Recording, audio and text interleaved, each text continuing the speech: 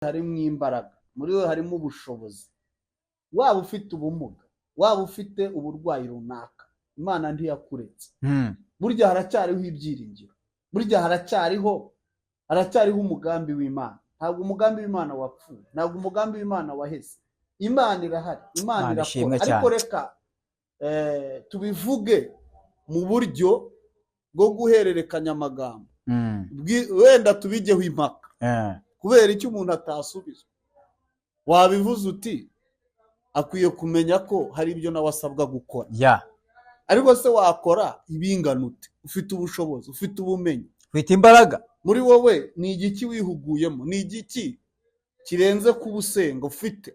Yego Ni igiki kirenze kuba ushobora kwiyiriza iminsi 7 ufite? Kuduhaye umwanya wo kuvuga ijambo ry'Imana n'abakozi b'Imana turi kuri televiziyo ariko turishimye kuba turi hano ubwo ijambo ry'Imana. Rero reka tubwire abantu badukurikiye bari hanze y'igihugu, Abanyarwanda n'abandi bose bafasha kumva televiziyo iko ko uyu mwanya baduhaye tujye kuganira ijambo ry'Imana, kandi umwanya mwiza babaduhaye nawe tubagashimira umuyobozi mwakoze kugira ngo ijambo ry'Imana ritambuke kuri televiziyo n'abantu benshi babashe kuryumva.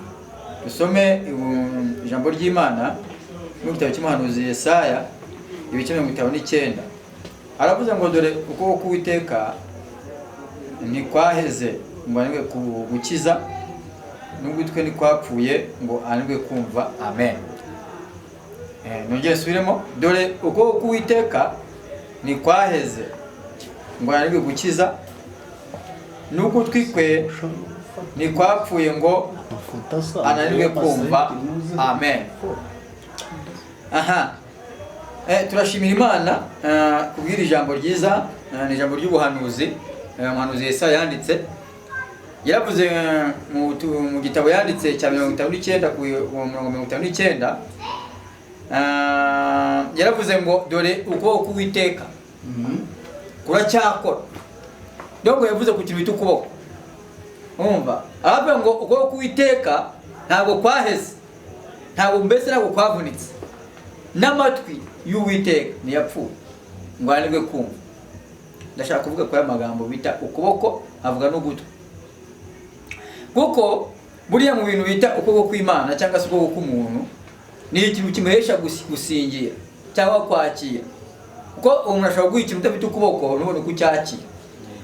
Icya kabiri, ukuboko kurakora, kubasha gukora.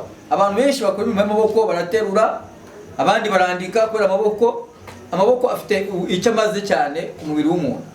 None no ku Imana iyo igiye gutanga ikoresha ukuboko, ikarambura ukuboko ikavuga ngo akira guhereza. Nuvuga ngo Yesaya yandikiye ibintu yabonaga abantu batangiye kwitotomba, baba ngo kubera iki Imana itari kuduha ibingi, kuki Imana itaduha natwe? Ese ibundi arabaza ngo ese ubundi gituma mutotomba mukavuga ngo Imana nta kintu yabahaye? Aba ngo amaboko yayo yaba yaraheza cyangwa hari impamvu ituma Imana itarambura amaboko? Arongera avuga ngo mbese ko banga Imana ntiyigeze itwumva, hari impamvu Imana itatwumva? So nagusaba ijambo nanjye. Ukuboko kw'Imana kwagize ntikwaheze, n'ugutwi kwe ntikwapfuye. Bivuze ngo uyu muhanuzi Yesaya afitiye, ari kureba amaboko y'Imana, ari kureba n'amatwi y'Imana, arimo arasensinga, ariho arabyumva neza, ariho arabireba, arabizuminga, agasanga ukuboko kw'Imana kuriho kutaragize ntabwo kwaheze, ni kwavuyeho. Arareba ugutwi kwayo ntabwo kwagize ute, ntabwo kwapfuye ngo Imana ireke inanirwe gukora no kumva. Imirimo y'Imana nibutsa abantu ko iracyakora. Imana ishimwe. Imirimo y'Imana iracyakoreka, ibitangaza by'Imana biracyahari, Imana iracyumva. Donc Imana iracyakora, Imana iracyumva. Ni ibintu bibiri. Nuvuga ngo abantu bajya bavuga ngo ese ko nsenga sisubizo. Yego, kubera iki njya mu butayu nkajya mu mazi nkajya mu buvumo nkajya ahantu hose nkasenga Imana yisubiza kubera iki?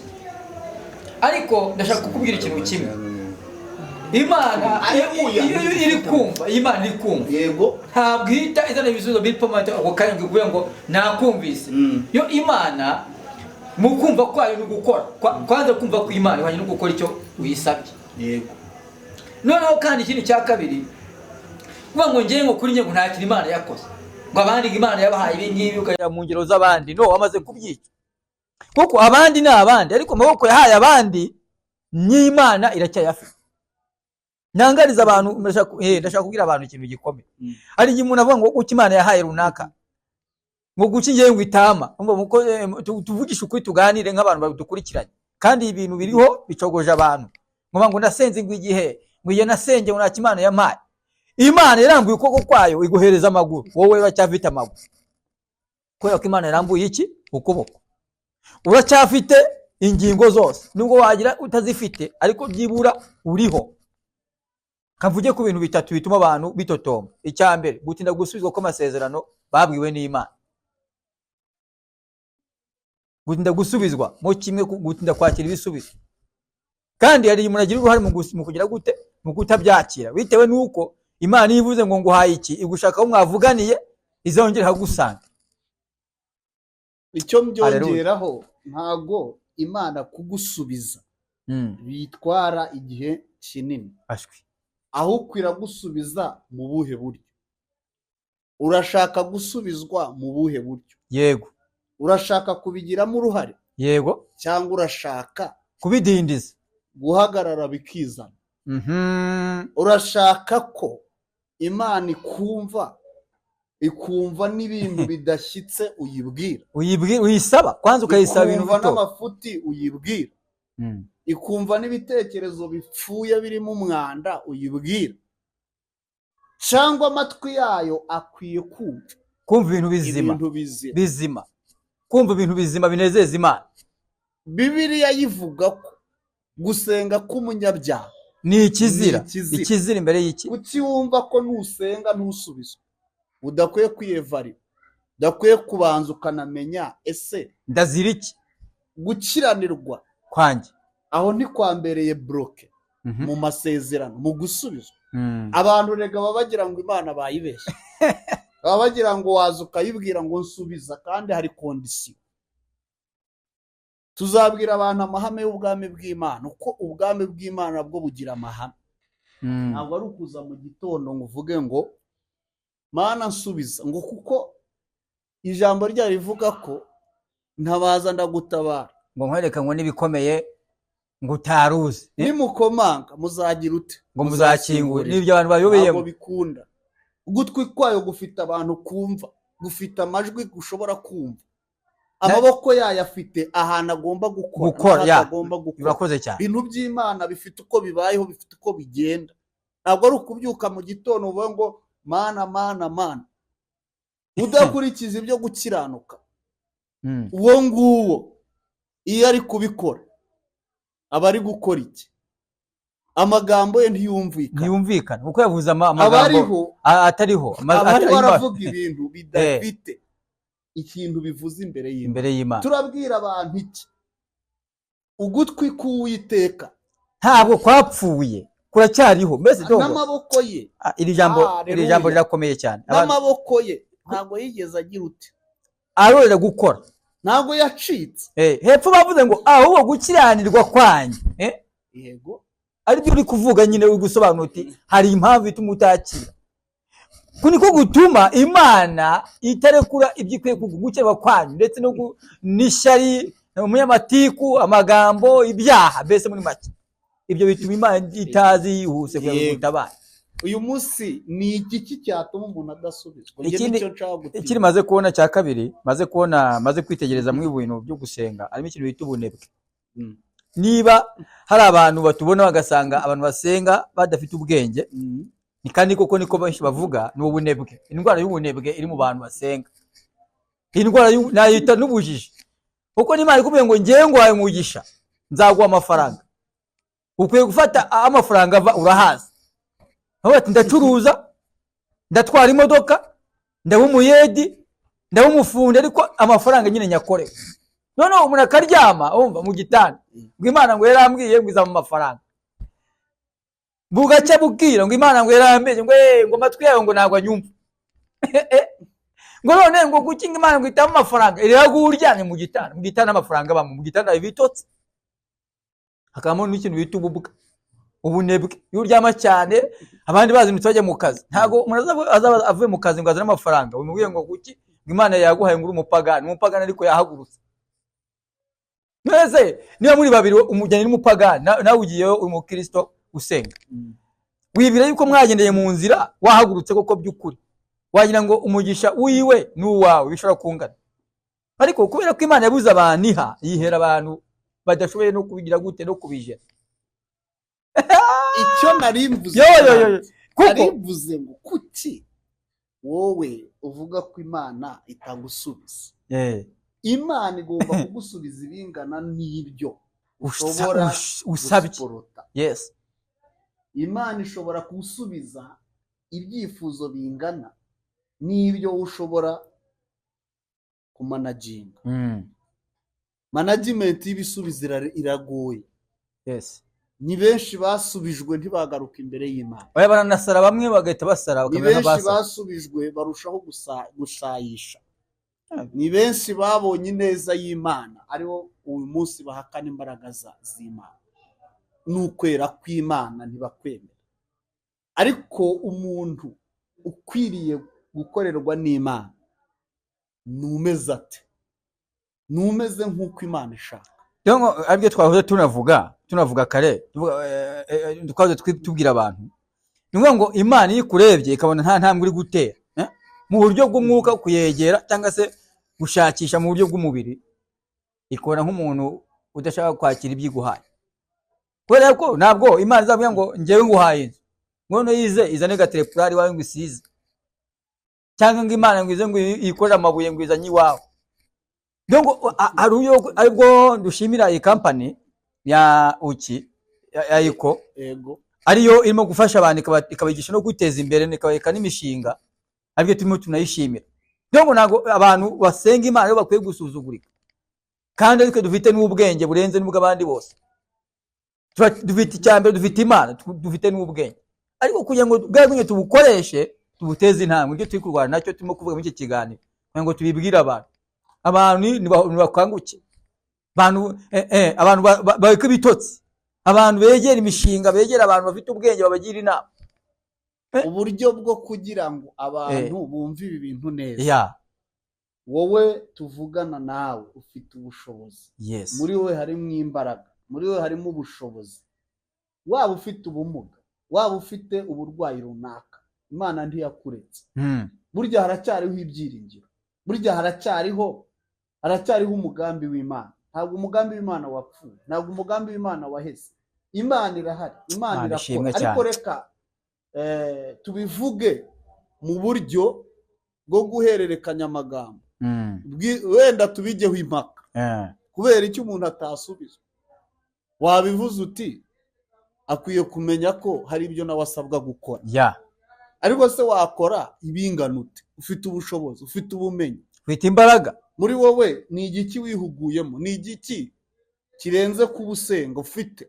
Yego. Ni igiki kirenze kuba ushobora kwiyiriza iminsi 7 ufite? Iby'isi mbibutse ko Imana iha agaciro ubugingo kuko nibwo buzabona Imana. Ukiri hano mu isi ugomba gukubirwa inshuro 100, niko Petero yabwiwe, sibyo? Ariko izo nshuro 100 harimo kuba uri umurobyi, harimo kuba uri umucuruza, harimo kuba ukora akazi runaka. Imana guhera umugisha muke. Urakoze cyane. Imana guhera umugisha kuki. Ese kubera iki sosiyete y'u Rwanda n'ahandi hose ku isi ubuzima ni bumwe? Bantu burya bose babayeho n'abantu. Ukwiye kumenya iki? Ukwiye kwigira, ukwiye kwishakamo ibisubizo, ukwiye guha agaciro cy'Imana yaguha, ukishakamo igisubizo, ukwiye guha agaciro imbaraga ufite n'ubushobozi ufite. Hari abantu bafite ubumuga batera umupira, hari abantu bafite ubumuga banahinga, hari abantu bafite borora. None umuntu ufite amaboko abiri, ufite ibintu byose ngo Imana ngo nta kintu yampaye. ni ugutukisha ni Imana, ugutukisha izina ni ry'Imana, ugusuzuguza Imana. gusuzuguza Imana. Imana yaguhaye umwuka, yaguhaye ubuzima, Bijyanye n'ubwenge ufite. of course washubijwe, wabaye umuntu wadomini, kubera yuko Imana yaduhaye iki? Yaduhaye umugisha. Yes. Umugisha si amafaranga, umugisha si inzu, no. Umugisha ni ubuzima. Umugisha ni ijambo. Ni ijambo, ni ubuzima. Umuntu akubwiye ngo habwa umugisha, yes, abarangiye wawuhawe. Imana yarangije akazi kayo. Turi abanyamugisha, tugomba kubyiyumvamo. Ibyo dukoze yose tukabikora mu mugisha. Noneho icyo navugaga, tukabyizereramo, tukumva ko Imana iragira ute, irabishyigikira kubera ko twabisengeye. Nutinya, Bibiliya ivuga umubibyi, babibye imbuto, undi arazibika. Ntatu wazimpaye rero ni umubi, ni mubi cyane. agira ibintu byo kuba ngo ego bya bintu byanjye, mbese ni umunyameza. Nzazimusubiza. Icyiza nuko ngomba kugira zitazarumba ngo buri cyo mubwira. Uyu munsi wa none ushaka kuvuga iki? Ubundi kankubwire mukozi Imana, ikintu bita ubwoba. Tuganire ku kintu bita ubwoba. Iyo ugira ubwoba ntabwo ushobora gutera intambwe, kuko buri ikintu cyatumira mu bibye adasorera mbuto avuga ati none nyitera imvura nigwe, nzavuga ngo iki? Ese nyirayo we nyiri kuyimuha. Umucuruzi yafashe amafaranga akajya kurangura, iyo agiye kurangura Dubai cyangwa se mu Bushinwa, Turikiya n'ahandi, asigayo amafaranga, akaza agategerereza hano ibintu. Ntiyitaye ko ubwato bwarohama cyangwa imodoka yashya cyangwa yahirima.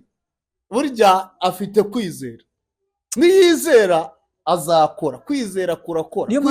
Kwizera si ukwicara, kwizera ni ugukora. Urankanguye. Niyo mpamvu reka nkwereke abantu twita ngo ni abantu ngo turusha gusenga ngo bakaturusha amafaranga. Baraturusha kubera ko bizeye. Nese niyo wamugana ni umuntu yiza avuga ati ngiye fashe miliyoni 500 ze mu Bushinwa gataha, wowe ukaba ufite igihumbi utagiha umuntu uti ndakigusigiye ejo uzame amashu y'igihumbi. Ubwo urumva uwo muntu kwizera afite kungana nawe uri kubyina mu rusengero. Abantu birugo babyina gusa gatutubikana ngo Imana ngirareba ngo ni umudi, wowe uri muri amara inkweto zawe. Abantu bamara inkweto reka gute samaye. Wowe fata inkweto ugiye kubyina, sibyo? Kubyina se nukuye mu kazi. None nibyo bintu uri kubyina, hari abantu babyina hano. Ndashimira Imana ko dufite itorero ry'igihugu ryiza, ibyo iramya rigahembwa. Urumva? None nibyo tuvuga by'abahanzi, wowe ugahanga inkweto zikagucikiraho. Kandi eka nkureka ngo akagera. Nese muri amubyeyi wahimbye iriya ndirimbo ejo bundi mu matora ya nyakubahwa perezida repubulika, perezida wacu yaratekereje, we yaricaye, ntabwo yumva yaricaye avuga ati ni cyatuma ngewe nkundwa ngira igikundi. Aratekereza asanga naririmba indirimbo ariyo iramuzamura akumvikana vuba, Imana iramushyigikira. Kandi uriya muntu yafite ahasengera. Nese mbere hose agisenga ko Imana ko Bishop atari yabimubwira ati kora ibi, ariko muri we yumvishe ko afite impano yo kuvuga ati ngiye perezida ndamukunda, nkunda abanyarwanda, nkunda igihugu cyanjye, abyiyumvamo. Ahita avuga ati ngiye guhanga indirimbo nishaka izabi ya nyuma, ariko ndajya mu bandi. Buriya yaje watekereza ko guca ku bahanzi uzi barenza no mu gihugu cy'u Rwanda baririmba bakaze bake urabazi, akaba uwa mbere kwiriya ndirimbo ariko bwa mbere agihaguruka. Yagize umwete, yagize ishyaka, avuga ati reka, ntabwo yaryamaga, avuga ati ndarara mpimba, akayongeraho akandi, avuga ati azabatsinda. Yes. Niyabatsinze ku mugaragaro, niyabatsinze ku mugaragaro. None uzinzi baba bamwubakira amakuru ntiyabivuze kare, nabimvaga mu makuru abisobanura kare mu modoka nabyumvise, avuga ati banyubakiye inzu imwe ibitanda ibyumba 3, harimo amazi hanze, harimo amakaro, harimo inka ya Kinyarwanda, avuga ati harimo n'ibigega bimwe bifata amazi, avuga ati ngewe ndashima FPR Inkotanyi. Haleluya. Ubwo umuntu wamwubakiye inzu umukozi w'Imana, umuhanuzi ukomeye, umwe hagati umugore akeneye iki, agomba ko abana bariga bo muri rival, abana bo bagenda kare mu yabacu bavuga ngo tuzagenda ryari, abe bagezeho kare imodoka zabajyana. Haleluya. Kubera iki? Yagize ishyaka. Arati niko niko bimeze, aratekereza avuga ati ngiye ndashaka kuvuga ku muyobozi wanjye. Niyo mpamvu buri kuvuga Imana neza koko natwe twivuze neza bihindura ubuzima. yigize ishyaka yigize Kagira umwete ishyaka. ugakora cyane Yes. ntabwo ushobora kuba umukene ntushaka kuba uw'inyuma Yes. kandi reka nkubwire ko abana twahuriye hano ntabwo nkuzi cyane sinkuzi bigiye kure duhujwe no kuvuga iki icyo ijambo ry'Imana amen duhujwe no kuvuga iki ubwami bw'Imana ariko wibuke dufite akazi ko kwiteza imbere yego ariko si twe twenyine ni ugufatanya n'abandi kandi rero ibitekerezo n'umwanya niryo terambere iyo dutekereje neza dufite umwanya wo gushyira mu bikorwa ibyo bitekerezo burya tujya gusenga tubwira Imana ngo dushyigikire dutere bana natwe dore twatangiye ariko korana natwe ibanga ryo gukomera ntabwo ari ugukomera ahubwo ni ugutangira ntabwo bigusaba gukomera ahubwo bigusaba gutangira igirira icyizere cya kabiri kandi buriya umuntu wese yifitemo ubushobozi bwo kwifasha agafasha n'abandi yes uko yaba ariko kose yaba afite ubumuga afite ubushobozi kuko ururimi rujya rutunga abantu gusa kuvuga gusa turabizi akaguru kajya gatunga abantu kakazamura n'igihugu kakamenyekanisha igihugu ari akaguru wabyumvishe nta kintu Imana yaduhaye cy'imfabusa muri twe harimo ibisubizo byinshi harimo amasitoke menshi niyo mpamvu uyu munsi wa none umuntu wese wisuzugura ntabwo ashobora kuzamuka ntashobora gutera imbere wisuzugura ntiyakwizera Imana reka Imana kuramya Imana wavugaga ibyo byo kubyina kuhimbaza Imana no kuramya Imana ntabwo ari uko tubyina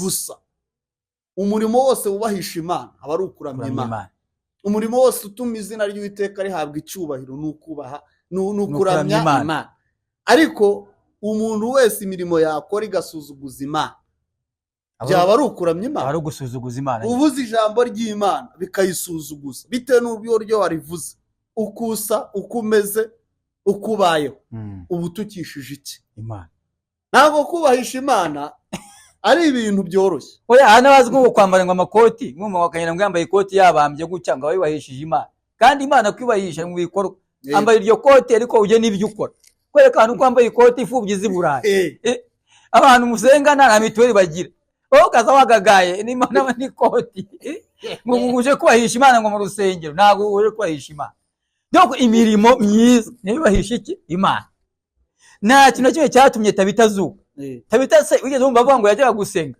cyangwa yajyaga mu cyumba cy'amasengero bo bajyaga gusenga agasigara badodera yego bakara matiku ngo nacya 10 tubonye ngo amafaranga ngo byanze ngo kurari ngo hasibye bangaye wakadoda baza kubaha imyenda yego Imana avuga ati ni wowe muntu kubahisha iki Imana no mu rusengero hamwe ibintu byo gusuzuguza Imana cyane byinshi ibaye kuko nabaye ngenda yobora abantu urabizi yego byuma by'amasengesho usanga barwana ngo kuke ngo uririmbye ngo afata mikoro baririmbye ugasanga bari gushwana ngo mikoro yari yanjye ngo ninjye ririmbaga aha ngo nta musanzu watanze ngo icara ngo ye kuririmba no gusuzuguza iki Imana niyo mpamvu imirimo myiza yiva mu bantu niyo ituma Imana igira gute iduha umugisha rero ijambo rivuze ngo ukuboko k'Uwiteka ntabwo kwacitse n'ugutwi kw'Imana ntabwo kwagize ute kwahese Imana ireke kumva no gukora umuntu wese ufite iyo myumvire yo kwitotomba no kumva ko ibintu by'Imana bidakora tumugiriye inama bafite inshingano zo kugira ngo Imana ishyire mu bikorwa ibyo yavuze nabo yabibwiye nyine yes twe gukonfuzinga abantu kubwira abantu ngo Imana hari icyo yakubwiye ukaza ukibakandagiza ntabwo icyo ari cyo ukwiye gushyira imbere kurwana no kugira ngo igishyire mu bikorwa ukora ibyo ishaka igishyire mu bikorwa ahubwo ibyo yakoze bihimbaza izina ry'Uwiteka aho utuye igihugu cyawe inshuti zawe umuryango rega uyu munsi wa none abantu dushyiraho imitwaro yacu dukwiriye kuyibakura cyane kuko ntabwo umuntu Imana yaremye ntabwo aciriritse ntabwo umuntu Imana yaremye ari umuntu usuzuguritse ahubwo ni wowe wisuzugura ni wowe witesha agaciro kuko Imana ibyo yagomba gukora yarabikoze yaguhaye ubwenge, yaduhaye kwanza cyambere Imana yakoze mukozi Imana ubwenge, kuguha ubwenge gusa, ukaburi utari inka ngo barazakurya, utari ihene ngo ihene zatangiye kugira ubwoba wenda n'urugero, n'inkoko zivuga ati iminsi mikuru yaje, wowe tekereza icyo kintu, gitekereze kandi mugiye twishima inka zazahuye n'ibibazo, ihene zivuga ziti koko tugiye kuribwa, inkoko zivuga ati iminsi mikuru ntabwo idusiga, ariko twebwe tuvuga ati Noheli bonani twishime. Icyo kintu nicyo kintu cyambere twagombye kumenya ngo Imana yaturemye ishusho yayo, ahubwo twebwe ntabwo tuzaga abantu, ntabwo turamenya agaciro Imana idufiteho bamwe na bamwe, idufiteho umugambi. Uwo mugambi ni uwuhe? Kubaka igihugu, kubaka famiye, kubaka sosiyete, kwirukana ikintu cyose cyazana amacakubiri muri bande, mu baturage cyangwa mu muri kumwe gutyo mu Rwanda, tuvuge muri sosiyete yose mu Rwanda. Twebwe tuvuga tubwira abanyarwanda bose, umuntu wese uzazana amakimbirane wese nawe ndabizi ko ntabwo bazamworohera, uwo nguwo afite ingorane n'izi mbwa y'umweru, kuko imbwa y'umweru burya ngiye kwihisha ntabwo ibona ahantu yihisha, kubera ko ibara ryayo riragaragara, ahantu igiye hose babona ari umweru, bati ngiriye bakayivumba. Niko nakoresha urwo rugero, ubwo niko navuga mu Kinyarwanda vuze kirakomeye, ariko abahanga baracyumva. Rero Imana iduhe umugisha. Ndumva iri jambo rifite imbaraga nyinshi cyane no kubwira abantu amaboko y'Imana aracyakora, n'amatwi y'Imana aracyumva. Dutangarize bano bantu batwumva, badukurikiye, bari hanze y'igihugu, bafite imibabaro, abarwariye mu bitaro, babuze uko bagenza, bafite ibibazo by'ubukene, bafite ibibazo by'amadeni, tubabwire ko amaboko y'Imana agira gute agikora. Niyo ni itangazo. Ese umuntu uvuga ko indwara yitakira ni mu mbaraga z'Imana? Niba abadogiteri bavura umuntu agakira, ubwo Imana yo yakora ibingana? Ariko mbibutse ko ufite ubushobozi bwo kujya kwa dogiteri ntiyirirwa ajya gusenga. Dogiteri nawe akeneye iki? Akeneye kumuvura, akagaragaza n'impano ye nayo igakora. None se amafaranga arayakeneye, nawe arayakeneye. Niba Imana itamara indwara mu bantu, abantu bivuga ngo Imana ngo itadukiza indwara, ntabwo byakunda, ngo zizaba nyinshi. Indwara zizabaho, isi zarinda isaza. Bisezeranya kuba abadogiteri. None se bavura iki? Imana kuvuga ngo nguhaye titire uziga. Nese bavura iki? Utarwaye. None se yabaho byagenda bite? Isi nuko yubatse mukozi y'Imana, nkubwire abantu bajya bishuka ngo Imana ngo inkize burundu, Imana ngo ikize burundu, se muganga akora iki? Neze muganga we natakora azabaho ati? Nuko umuntu wese mu cyiciro cye yashima Imana, urarwaye ariko urakize. Nose ko ari uwapfuye. Nose umuntu apfuye bibaye ko abantu bacukura kwirimbi babona amafaranga. Nose mwereka abantu bajya wese umurambo w'umuntu, wereka abantu bawuriraho kuntu bangana. Reka nguhe detail ngewe nabikurikiye neza. Iyo umuntu akimara gupfa, ako kanya bahita bavuga ati muye gukoresha isanduku. Umuntu uri mu gakiriro, abamaze kuvuga ati umukiriya araje. Minerval y'umwana wanyigize gute irabonetse cyangwa se ndarya. Icyo si kimwe. Tukirahura komeza. Hari umushuti wanjye umwe yampaye ubuhamya ukuntu yagize ibyago, agiye kugura serikeye. Aravuga ati se mwankaturiye. Umucuruzi amangu nukuri tuzagukaturira ari ukugaruka nyinshi. Oya ngo gura nyinshi uratwara zingahe kiriya, urumva? We urumva icyo kintu cyumve. Icyambere ni abacuruzi cy'ababaza. Ubwo navuze abacuruzi twadutambaro, abacuruza indabo, ubwo nashyire muri rusange abacuruzi. Icya kabiri ni umuntu bari batwara imodoka bashoferi. Ahita avuga ati nyamuneka wamaye ikiraka cyo gutwara umuramba nkawugeza rwose aho ujya. Kuri bafite agahire gisi keza karashyira nk'abantu rwose. Uwo wa kabiri. Uwa gatatu ni umuntu wiriwe kwirimbi avuga ati Mana yanjye koko hari umuntu waza ducukure. Wakacukura kicara avuga ati ntegereje iseta, mbese bari kwiseta avuga ati ndebe ko indege iguruka, niko babyita. Wajya kubona ko imodoka irakase, burya hari ikindi kiba hari ya kwirimbi. Hari n'abashoramari barikodesha bakanarigura, bagashyira imigabane yabo. Wese umuntu kandi afata amafaranga ya banki. Abacuruza amakara n'abacuruze ibiki byose bose bari gusenga Mana yo mu ijuru dutabara duha bakara. Reka ngo akagera umuntu uzinduka mu gitondo akajya kwirimba agacukura umwobo agategereza umukiriya. wibwira ko muri Imana itamuzi wese ntabwo agomba gusubiza. none se nyine ko dusenga dusaba nabi abamwe bazanga Mana ngo uzahinde gupfa none n'udapfa abantu bazarya bo ibyo niko twavugaga muri make ni ihishurirwa ryinshi cyane dufite ego riba ryagutse ariko amaboko y'Imana yo ariho kugira ngo tubeho. Umuntu agomba gusubizwa ibingana n'ibyo agomba gusubizwa, agomba kwakira ibingana n'ibyo agomba gusubizwa. Buri gihe n'igihe cyane ushobora kuba uri kurira none ariko ejo uzaseka, kandi n'uwasekaga nawe ejo uri kurira uri guseka ejo uzarira. Hano mu isi dufashe igihe mu ntambara, ahubwo icyiza ni uguhakiranukira, kiranuka uzabona ubwami bw'Imana. Hano turi abashyitsi n'abimukira. Wowe uraza kuvuga ngo ngewe ngo abana banye ngo kukibarwa, ino se ushaka ko arwara abandi, abanje bararwaye n'abandi ushaka ko niba abana barwaye ngo harwara abandi. Ntabwo Imana yamaraho amakuba yose, ntabwo bishoboka. Dukwiye kuba mu mbaraga, ariko hari ijambo nakunze ryafashije cyane tumye rya mu mavuta, ryavuze ngo amakuba n'ibyago by'umukiranutsi ni byinshi ariko Uwiteka amukiza muri byo. Yafashijwe kabana. Uwiteka amukiza muri byose. Yego. Byaba amakuba, byaba ibyago, yawe n'intambara, yawe n'abamurwanya, ariko Uwiteka amukiza muri byo. Ariko n'umukiranutsi. Uwo ni umukiranutsi nyine utagira. Na amakuba password ni ugukira. Bibiliya ntivuze ngo amakuba avuyeho. Iravuze ngo amakuba n'ibyago byo ni byinshi. Mbese biteye umurongo. Ariko azajya binyura, ariko Uwiteka azajya bicamo amunyuzemo amadeni ntayo gutwara ikibazo, indwara zigende.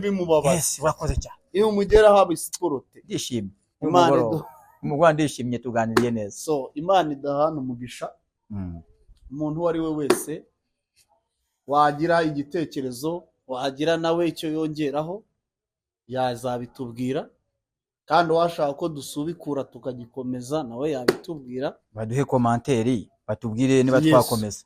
Kubera ko ubuzima bwa gikristo, ubuzima bw'umuntu burya ni ubuzima dukwiriye kuba twumva neza, kabuze impamvu uriho. N'ibintu byaza ntupanike, ntutoroke ngo wumve ko isi oya nihungabana reka kubamo iki, kuko Imana nta muntu n'umwe yaremeye kugira kubabara, nta muntu yaremeye guciraho iteka. Ariko tugomba kunyura mu byago, mu ntambara, mu bigerageza, ahantu hose turahanyura tukahatambuka. Kandi burya rero aho hose nubwo habaza umutima ako reka nkubwire ikintu nibutse. Wibutse yuko Yobu yaravuze ngo ngewe ubwanjye nzi ko umucunguzi wanjye ariho, kandi amaherezo ngewe ndabizi ko nzamureba. Nubwo ndi mu bibazo no mu ntambara zikomeye, nubwo abana bashize indogobe zigashira, ariko ngewe ndabizi. Yikomanga mu gatuza abanga umucunguzi wanjye ariho, kandi amaherezo nzamureba. Abanga kandi amaso yanjye azamureba saa yundi, abanga ndetse umutima wanjye umazwe n'urukumbuzi rwo kujya kureba umucunguzi wanjye. Avuga ijambo rikuvuga ngo nge Yobu nabaye ikinze cy'imfubyi, nta fubyi nigeze ndeba nabi. Abanga kandi mbabwiza ukuri ngiye gukeba kwa nyina gukomeje kugeza ubwo nzapfa. Ntabwo nzipfa kubinyangamugayo. Umva ijambo, nzakomereza inzira zanjye munsi y'ukuboko kwe. Haleluya. Kaduse mu Kristo. Reka duclose, reka tugarukire hano. Batubwire tuzongere tushyire ibindi biganiro vuba vuba, ariko reka mabwire tubwiriza abantu inzira y'agakiza, babwiza ukuri. Niko kuri. Naho kubwira abantu ngo murango ntabwo uzapfa. Ejo bundi zimo zirica abantu, imodoka zabamaze hoho zabuza amaferi. Imodoka zamaze abantu, ejo hari yisha abantu uko bagoba. Tagisi yose irayica. Bayizanye bayikase igice kimwe. Twese abo bantu nta bakristo bari barimo. Hari igihe yariyo rembo, hari igihe yariyo kugira ngo atahe ugikona iki umucungu. Tuzanyura mu rupfu. Igihe hari nuko azanyuza no mu rupfu namuke na rwa ruzi, maze nifata kurya nzasanga yabo nkunda. Nzaririmba igitangaza Yesu umwami yakoze, ndi kumwe nabo mw'ijuru n'imbere ya ntebe. Amina. Haleluya. Murakoze cyane. Shalom shalom. Shalom. Turabakunda, turi kumwe. Imana ibahe umugisha. Amen. kabuze ko nkubajije ko icyo kiganiro cyanjye bigenze bite ave bagwe tuvuga imana kiriya kiganiro cy'amasirikare Eh,